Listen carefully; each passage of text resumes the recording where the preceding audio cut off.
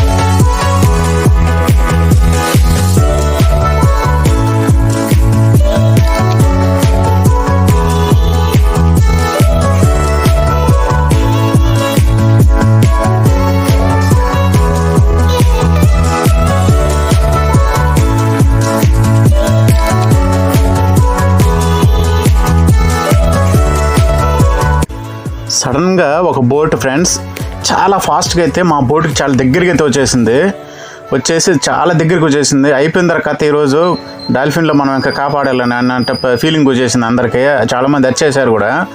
ఆ డ్రైవర్ని కూడా మేము వచ్చిన బోట్ డ్రైవర్ చాలా తిట్టాడు. ఏంది రాడు అంత స్పీడ్ తోలేది, పక్కన బోట్ తెలియదా అని చెప్పి తిట్టను కూడా తిట్టాడు. చాలా దగ్గరికి వచ్చేసింది ఫ్రెండ్స్. కానీ అట్లే 2 క్రాష్ అవ్వలేదు, దగ్గరగా వచ్చి అయితే నిలిచిపోయింది. మళ్ళీ స్లోగా వాడైతే పక్కకి లెఫ్ట్ తీసుకుని అయితే వెళ్ళిపోయాడు. చాలా భయం వేసింది అసలు.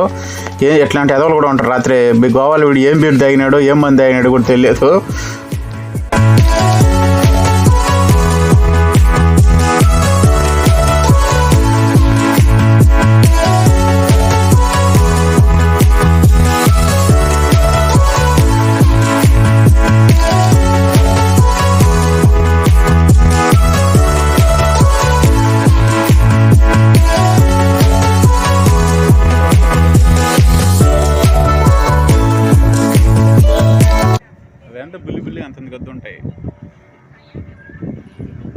ఒక 5-10 నిమిషాలు జర్నీ తర్వాత మనం అనుకున్న fort Aguada millionaire guest house ఈ ప్లేస్కి అయితే వచ్చేసాం ఫ్రెండ్స్.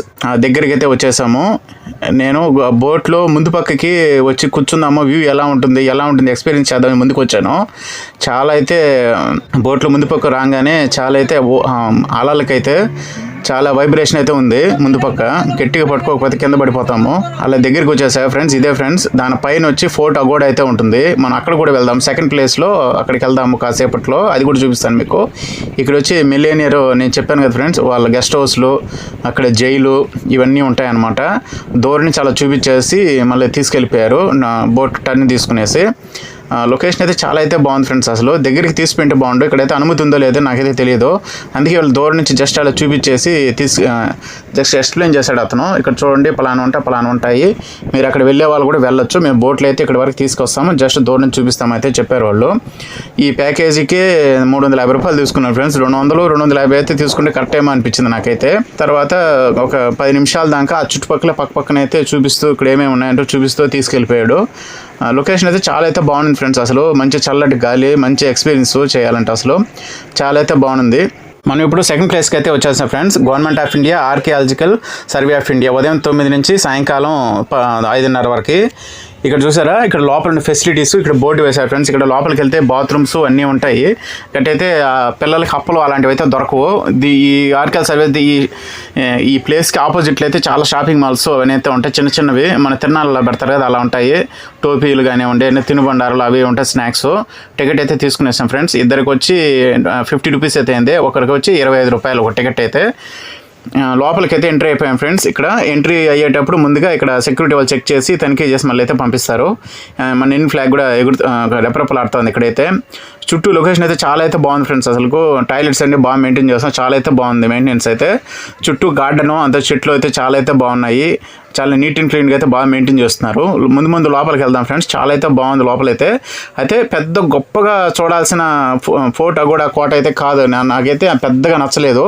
కోట అంటే మన సైడ్ ఉంటుంది కదా ఫ్రెండ్స్, కర్ణాటక, మన కొన్ని కోటలు చూసుంటారు మీరు ఆల్రెడీ, అంతలాగే లేదు. ఇది ఎప్పుడో ఒక 100, 120, 130 సంవత్సరాలు ముందు నాటి ఫోర్ట్ లాగా అనిపించింది నాకైతే. అంత పెద్దగా గొప్పగా ఏం లేదు, జస్ట్ ఊరికే చూడొచ్చు. ముఖ్య విషయం ఏమిటంటే ఫ్రెండ్స్, ఇక్కడ ఉన్నంత ఎండ ఇప్పటివరకు మేము తిరిగిన ప్లేసుల్లో అయితే ఎక్కడైతే లేదు. అంత ఎండ భయంకరంగా అయితే ఉంది నాకైతే. అసలు ఎందుకు వచ్చామరా అనిపించింది. తీరా మేము వచ్చిన ట్యాక్సీ డ్రైవర్ని అది అడిగాను, ఏంది అన్నయ్య ఇక్కడ ఎంత హాట్గా ఉంది అని అంటే, కొన్ని ఏరియాల్లో అంతే బ్రదరు, చాలా హాట్ ఎక్కువ ఉంటుంది, అసలు ఎందుకు వచ్చినామా అనిపించింది మాకైతే. ఇక్కడ చూడండి, దీని గురించి అగోడా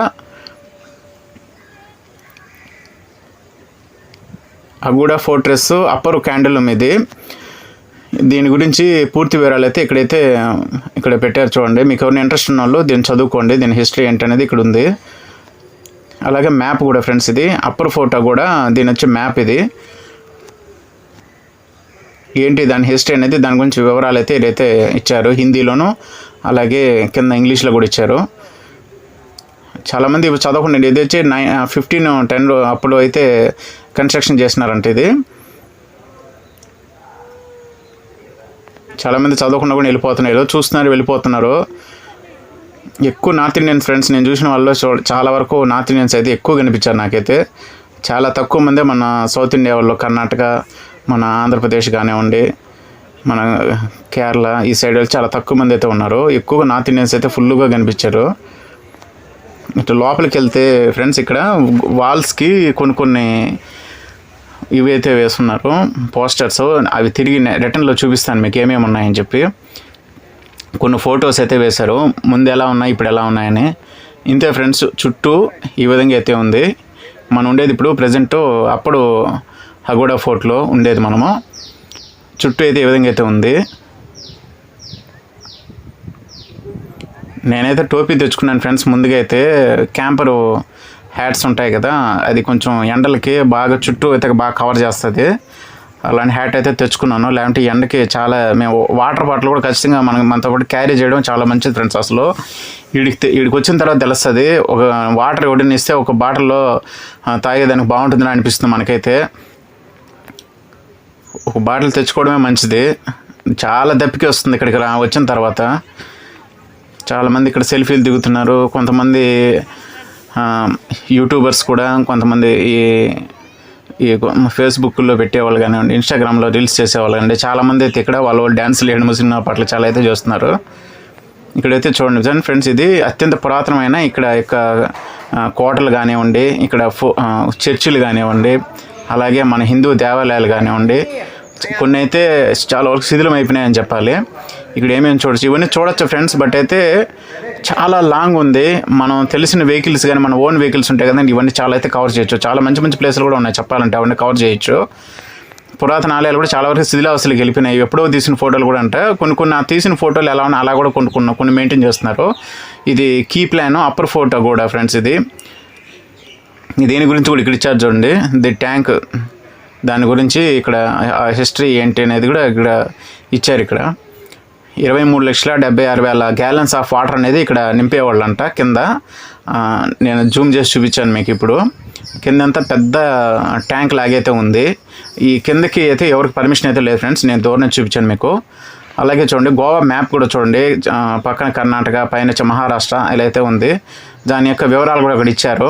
ఎన్ని కిలోమీటర్లు ఏ రాష్ట్రం ఉంది, దీని యొక్క విస్తీర్ణం ఎంత, ఇక్కడ ఏమేమి అనేది దీని గురించి అయితే మొత్తం డీటెయిల్స్ అయితే ఇక్కడ ఇచ్చారు. సింపుల్గా అట్లా చూడడం కోసం అయితే బాగుంటుంది ఫ్రెండ్స్. అసలు ఈ ఎండకి అయితే నాకైతే బల్లే చిరాకు వచ్చింది. ఇది చూడండి ఫ్రెండ్స్, మహాదేవ్ టెంపుల్ అప్పట్లో ఎలా ఉంది చూడండి, చాలా వరకు శిథిలావస్థలోకి వెళ్ళిపోయినాయి అని చెప్పాలా. ఇవన్నీ ఫ్రెండ్స్ మన ఓన్ వెహికల్స్లో వస్తే ఇక్కడంతా చూడొచ్చు. నేను వచ్చిన ట్యాక్సీ డ్రైవర్ని అడిగాను ఈ ప్లేసులకి అంతా రావాలి అని అంటే, దాదాపు 1 or 2 days పడుతుందన్న, చాలా లాంగు, అసలు చాలా దూరం పోవాలి, అవన్నీ కొంచెం రోడ్లు కూడా కొంచెం అటు ఇటుగా ఉన్నాయి అని అయితే చెప్పాడు. మనమైతే ఇప్పుడు సింకేరియం బీచ్కి అయితే వచ్చేస్తాం ఫ్రెండ్స్. ఇక్కడ కూడా కొంచెం ఎండ ఎక్కువ ఉంది, బట్ అయితే ఇక్కడ సముద్రం దగ్గరగా ఉండి దానివల్ల అంతగా ఎండ వేడైతే తెలియడం లేదు.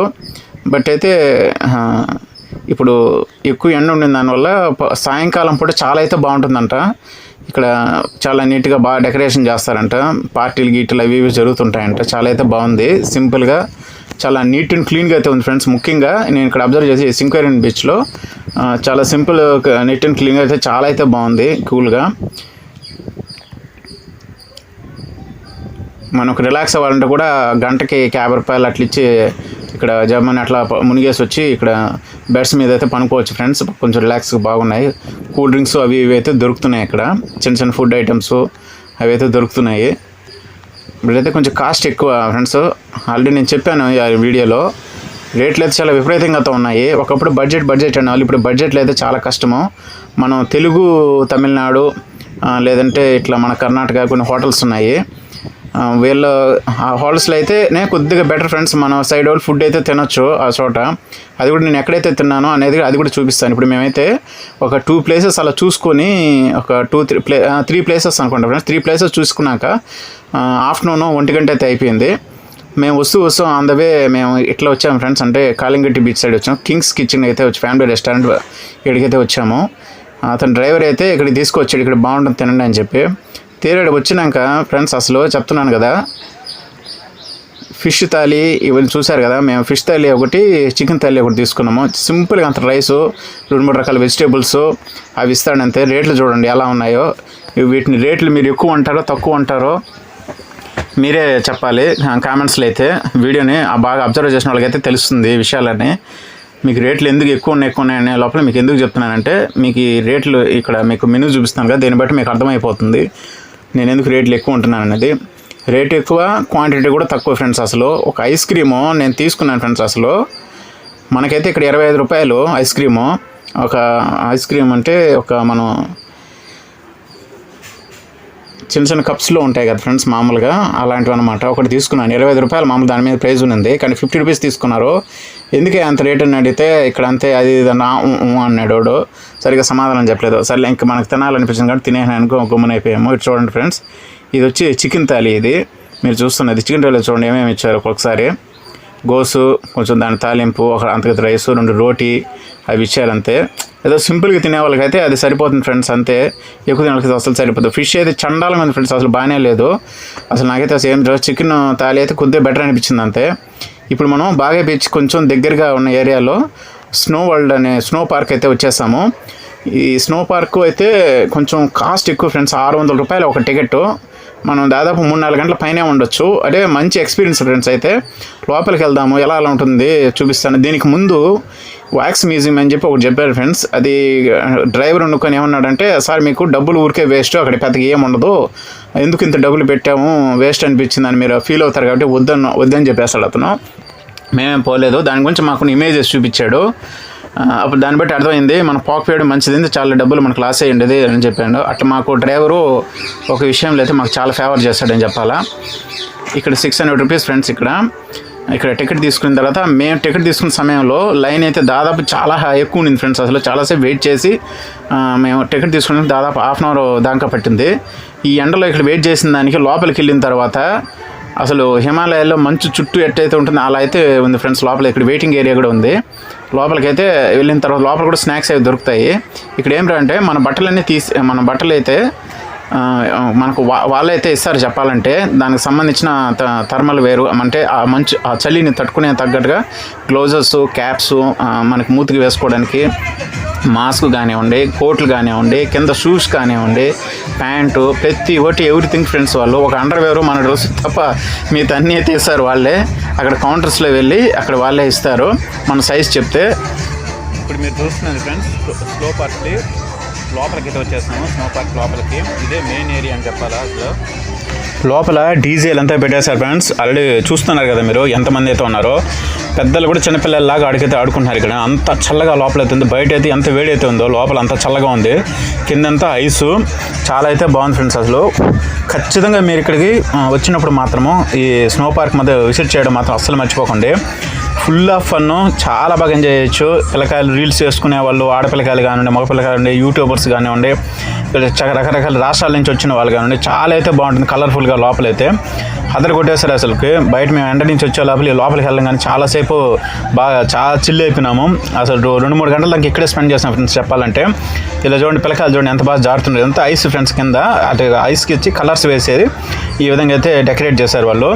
చిన్న జారుతూ పిల్లకాయలు అయితే భలే ఎంజాయ్ చేస్తున్నారు. అయితే పిల్లలకైతే చాలా బాగా నచ్చింది ఫ్రెండ్స్. అసలు దాదాపు 10 నిమిషాలు పైన దీంట్లో ఉండే లోపలికి మాకైతే ముక్కులో అప్పుడే జలుబు అయితే చేసేసింది. మాకు తుడుచుకునేదానికే సరిపోయింది టైం అంతా. ఫ్రెండ్స్ ఇప్పుడు మీరు చూస్తున్నది క్యాండోలియం బీచ్. నేను టాప్ వ్యూ చూపిస్తున్నాను ఎలా ఉంటుంది మీకు చాలా అర్థమవడానికి, చూడడానికి బాగుంటుంది కాబట్టి. తర్వాత నేను కిందికి స్టెప్స్ దిగి కిందికి వెళ్ళి కాసేపు 5-10 నిమిషాలు అలా ఫోటోషూట్స్ ఇక్కడ పైన ఆడ తీసుకునేసి అలా మళ్ళీ కిందికి మళ్ళీ బయలుదేరేసి ఇంకో ప్లేస్కి అయితే వెళ్ళిపోయాం ఫ్రెండ్స్. చూడండి లొకేషన్ ఎంత బాగుందో.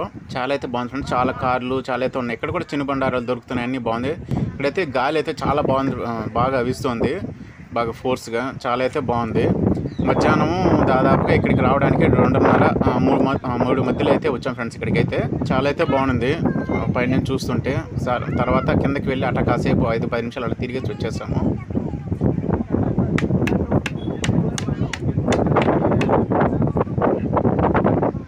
ఇప్పుడు మీరు చూస్తున్నది గోవా టూరిజం ప్రవేశపెట్టిన రెడ్ బస్సు. అలాగే బ్లూ లైన్లో ఏ ఏరియాలు కవర్ అవుతుంది, రెడ్ లైన్లో ఏ ఏరియా కవర్ అవుతుంది, ఎలా బుక్ చేసుకోవాలని మీకైతే డిస్క్రిప్షన్లో ఒక లింక్ అయితే ఇస్తాను ఫ్రెండ్స్. ఇప్పుడు మీరు చూస్తున్నది బాగా బీచ్ ఫ్రెండ్స్. ఇక్కడ దాదాపు ఇక్కడికి రావడానికి 3:30 నుంచి 4 గంటల లోపలైతే ఇక్కడికైతే వచ్చేసాము.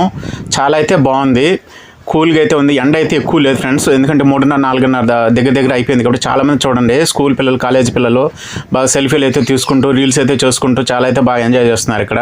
అలా ఇక్కడ 10-15 నిమిషాలు ఇక్కడ టైం స్పెండ్ చేసి అట్లా ఫోటోలు అవి తీసుకునేసి మళ్ళీ కాసేపు ఇక్కడ ఏదైనా స్నాక్స్ అవి తినేసి ఇక్కడ నుంచి అయితే బయలుదేరేసి వచ్చేస్తాం ఫ్రెండ్స్. ఇప్పుడైతే మనం ఒక ఆలయంకి అయితే వచ్చాం. ఈ ఆలయం పేరు అయితే ఇక్కడ చూస్తున్నారు కదా పైనే ఉంది, నాదో టెంపుల్ అయితే ఫ్రెండ్స్. లోపలికి ఆలయంలోకి ప్రవేశం లేదు గర్భగుడిలోకి, కాబట్టి నేనైతే ఏం షూట్ చేయలేదు. ఇక్కడ చాలామంది భజనలు కూడా చేస్తారు మన హిందువులు అయితే. ఇక్కడ లోపల అయితే చాలా సింపుల్గా అయితే చాలా అయితే బాగుంది ఫ్రెండ్స్. ఇక్కడ చల్లగా ఉంది బాగా. అప్పటికే 4:30-5:30 అయితే అయిపోయింది టైము. కాసేపు ఇక్కడే 10-15 నిమిషాల దాకా గుళ్ళో స్పెండ్ చేసి కాసేపు స్వామిని దర్శనం చేసుకునేసి కాసేపు ఇక్కడ చిల్ అయ్యాము. ఇదే ఫ్రెండ్స్ మేము వచ్చింది కారు టొయోటా ఇథియోస్.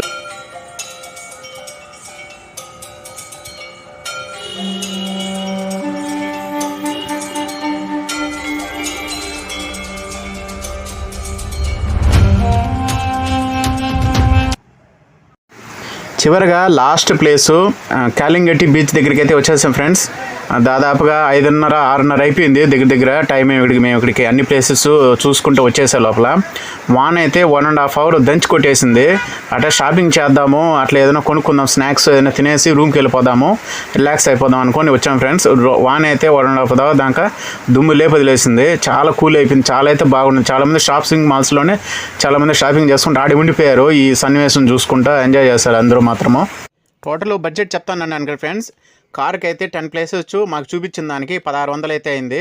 మిగతా బడ్జెట్ ఫుడ్ అంతా కూడా 3000 అయితే అయింది ఫ్రెండ్స్ మాకైతే. Welcome back to our channel friends. అందరూ ఎలా ఉన్నారు ఫ్రెండ్స్? 50K సెలబ్రేషన్ చేసుకున్నాను ఫ్రెండ్స్.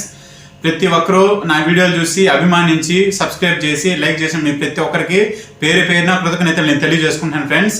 ఈ రోజు నేనైతే గోవాకి అయితే వచ్చాను ఫ్రెండ్స్. గోవాకు వచ్చే లోపల 15K సబ్స్క్రైబర్ చేస్తే వచ్చేసారు, అంటే 15,000 సబ్స్క్రైబర్స్ అయితే వచ్చేసారు ఫ్రెండ్స్. మనకి చాలా హ్యాపీగా ఉంది నాకైతే. ఇలాగే మీ అభిమానాలు ఇప్పుడు నా మీద ఉంటాయని నేను ఆశిస్తున్నాను ఫ్రెండ్స్. అలాగే నా వీడియో సబ్స్క్రైబ్ చేయకుండా లైక్ చేయకుండా చూసే వాళ్ళకు కూడా పదే నేనైతే కృతజ్ఞత తెలియజేస్తున్నాను ఫ్రెండ్స్. అలాగే ప్రతి ఒక్కరు సబ్స్క్రైబ్ చేసి నన్ను ఆదరిస్తారని చెప్పి నేను మనస్ఫూర్తిగా మిమ్మల్ని కోరుకుంటున్నాను ఫ్రెండ్స్. చూడండి ఫ్రెండ్స్, 15K సెలబ్రేషను. యాక్చువల్గా నాకు ఒకటిగా తినడం ఇష్టం, 10 మందికి పనిచేస్తాను ఫ్రెండ్స్. ఈ కేక్ ఖచ్చితంగా నాకు ఒకటిగా తినడం ఇష్టం ఉండదు. ఇప్పుడు కూడా నలుగురికి సహాయం చేయడం నాకు ఇష్టము. కాబట్టి ఈ కేక్ను కూడా నేను కొంచెం టేస్ట్ చేసి మిగతా అందరికీ ఎవరెవరైతే ఉంటారో ఫ్రెండ్స్కు, తర్వాత రోడ్ సైడ్ ఎవరైనా లేని వాళ్ళకి పాపం ఈ కేక్ అయితే నేను ఇచ్చేద్దాం అనుకుంటున్నాను. ఇంకొక కేక్ కూడా ఆర్డర్ ఇచ్చాను. ఇంకా ఆ కేక్ కూడా ప్రతి ఒక్కరికి పనిచేస్తాను నేను పూర్తిగా అని నా మనసులో అనుకున్నాను. కాబట్టి నేను అందరికి ఇచ్చేస్తున్నాను ఫ్రెండ్స్.